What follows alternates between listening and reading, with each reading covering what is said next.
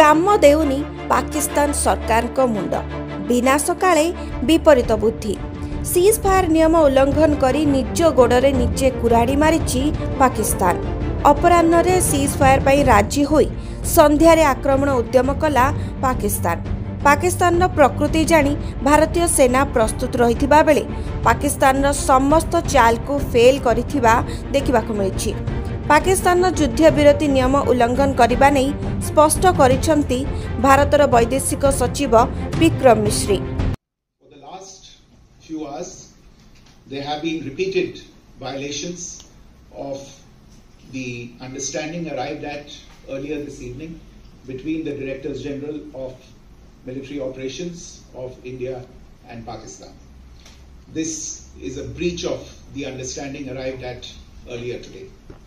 The armed forces are giving an adequate and appropriate response to these violations, and we take very, very serious notice of these violations.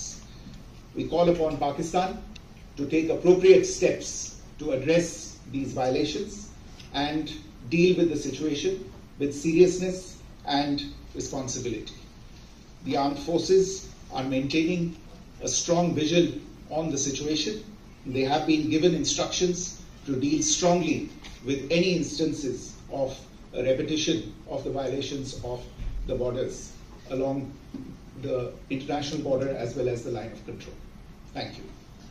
भोक विकल ताटिया कामुड़ा परी भारतर शक्ति आगरे भीतर हार मानिथिले मध्य Bahru बाहास्फोट मारुछि Pakistan प्रधानमंत्री शहबाज शरीफ पाकिस्तान सैन्य भारत उपरे आक्रमण करी भारतर क्षयक्षति घटाइथिबा नै मिछ विज्ञप्ति जारी करुछंती। दुश्मन के फौजी अड्डे, असलहे के अंबार और एयर बेसेस देखते ही देखते सब खंडरात बन गए। उनके राफेल हमारे शाहीनों के निशाने पर आए और अल्लाह के फजल से फेल हो गए। हमारी ये कार्रवाई उस बोसीदा नजरिए के खिलाफ थी जो इंसान दुश्मनी, जारहियत, मजहबी जनून और तासुब पर कायम है। ये हमारी गैरत और असूलों की फतह है। हमने दुश्मन के साथ वही किया जो एक बावकार कौम को जेब देता है। ये पाकिस्तान ने एभली कार्य पर प्रतिक्रियाशील होइछंती भारत सरकार। पाकिस्तान को एहार कड़ा जवाब देबा नै भारतीय सेना को कड़ा निर्देश देबा सहित सेना बाहिनी को हाथ खोला करा जाइछि।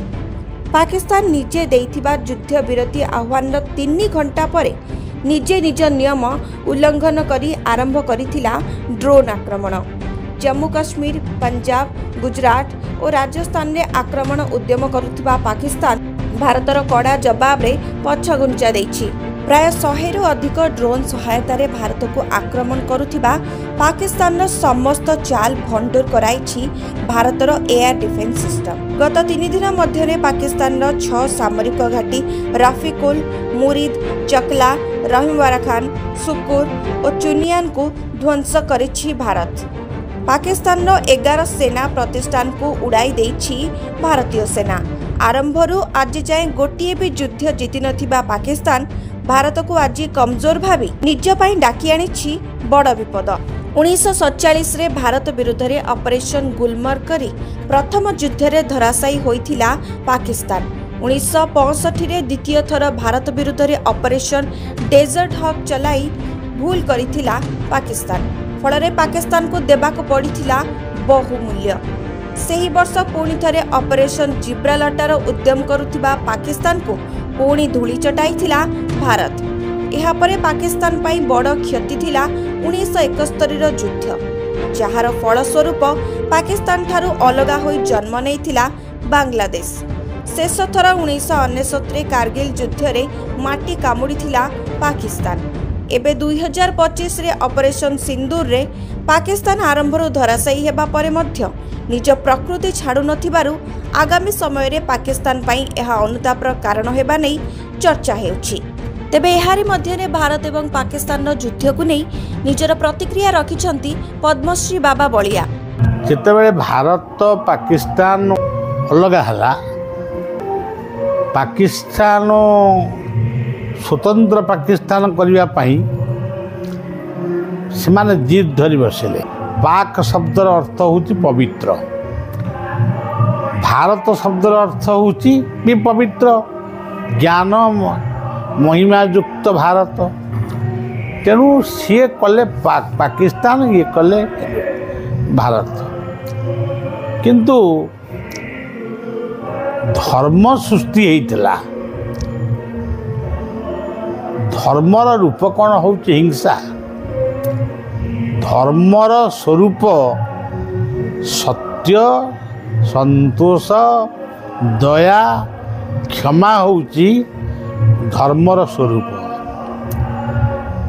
ଯେଉଁ ଧର୍ମ ମଣିଷକୁ ଗଢ଼େ, ମଣିଷକୁ ତିଆରି କରେ, ମଣିଷକୁ ଶୃଙ୍ଖଳିତ କରେ, ସଂଯମିତ କରେ, ସେଠି ଆତଙ୍କବାଦର ପ୍ରଶ୍ନ ଉଠୁଛି କେଉଁଠି? ଏହା କେବଳ କିଛି ଲୋକଙ୍କର ମତ ଯେ ଆମେ ବିଭିନ୍ନ ଧର୍ମର ଲୋକମାନଙ୍କୁ ନେଇକରି ଆମେ ଗୋଟେ ସ୍ୱତନ୍ତ୍ର ସମାଜ ଗଢ଼ିବୁ। କିନ୍ତୁ ପ୍ରକୃତ ମହାତ୍ମା ଗାନ୍ଧୀଙ୍କର ଯେଉଁ କଥା, ଅହିଂସା ପରମ ଧର୍ମ, ମାନେ ମୁସଲିମ ଧର୍ମର ବନ୍ଦନା ବା ତାଙ୍କର ଯେଉଁ ରୀତିନୀତି ରହିଛି ସେ ସ୍ୱତନ୍ତ୍ର। ସିଏ ମାରିବାକୁ ଆସିଛନ୍ତି, ତାଙ୍କର ଉଦ୍ଦେଶ୍ୟ ହେଉଛି ସେ ମାରିବେ। ତାକୁ ଗୋଟେ ମାଧ୍ୟମ କରି ଏଗୁଡ଼ାକ ଯେଉଁ ତୁମେ ସେ କ'ଣ ତାଙ୍କର କ'ଣ ପଢ଼ିବା ପାଇଁ କହିଲେ, ଏସବୁ ସଂକୀର୍ଣ୍ଣତା। ଇଏ ଯେତେବେଳେ ଭାରତବର୍ଷ ବର୍ତ୍ତମାନ ଯେଉଁଭଳି ଭାବରେ ଗୋଟେ ଆଗେଇଛି ସବୁ କଥାକୁ ନେଇ, ସେମାନେ ବି ତା ଭିତରେ ଅଛନ୍ତି। ଧରନ୍ତୁ ଇସଲାମ ଧର୍ମ ପାଇଁ କ'ଣ ତାଙ୍କର କାର୍ଯ୍ୟ କରିନାହାନ୍ତି? ଭାରତ ସରକାର କ'ଣ କରିନାହାନ୍ତି? ତଲାକ ଉଠେଇଛନ୍ତି, ଆଉ ଅନେକ କଥା ହେଇଛି।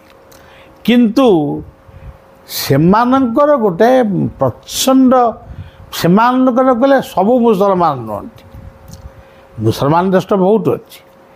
କିଛି ମୁସଲମାନ ଆତଙ୍କବାଦର ଶିକ୍ଷା ତାଙ୍କୁ ମୁଣ୍ଡରେ ପୂରେଇ ଦିଆହେଇଛି। ସିଏ ଜାଣିଛନ୍ତି ଆମେ ଯେତେ ମାରିବୁ ସ୍ୱର୍ଗରେ ସ୍ଥାନ ପାଇବୁ, ଆଲ୍ଲାଙ୍କର କୃପା ପାଇବୁ, ଇତ୍ୟାଦି ପାଇବୁ। ଏହିସବୁ ଅନ୍ଧବିଶ୍ୱାସ ବୋଲି ମୁଁ ଭାବେ।